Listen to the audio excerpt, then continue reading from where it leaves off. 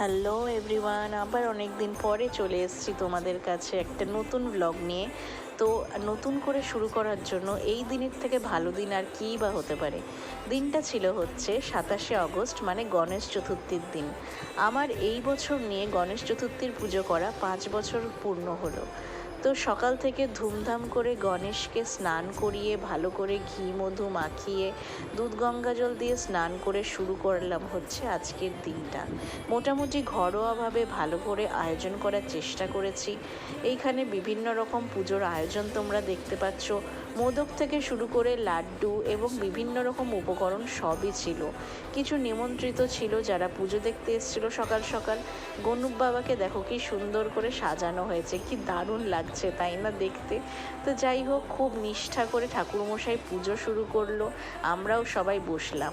তো মাঝে মাঝে কিছু সেলফি তো তুলতেই হবে। সাজুগুজু যখন করেছি, শাড়ি টাড়ি যখন পরেছি, তখন কিছু সেলফি টেলফিও তোলা হলো। তো এই করে পুজো চলতে থাকলো। পুজোর শেষে আমি সবাইকে প্রসাদ বিতরণ করলাম। খুব ভালো পুজো হয়েছে এইবারটা। আমার 5 বছরও কমপ্লিট হলো। এইভাবেই যেন গণ্যু বাবাকে নিয়ে আমি আরও অনেক বছর যতদিন থাকবো ততদিনই যেন পুজো করে যেতে পারি। তো যাই হোক, প্রতি বছরের মতো গণ্যু যেন আমাকে প্রচুর আশীর্বাদ করে, আমার পাশে থাকে।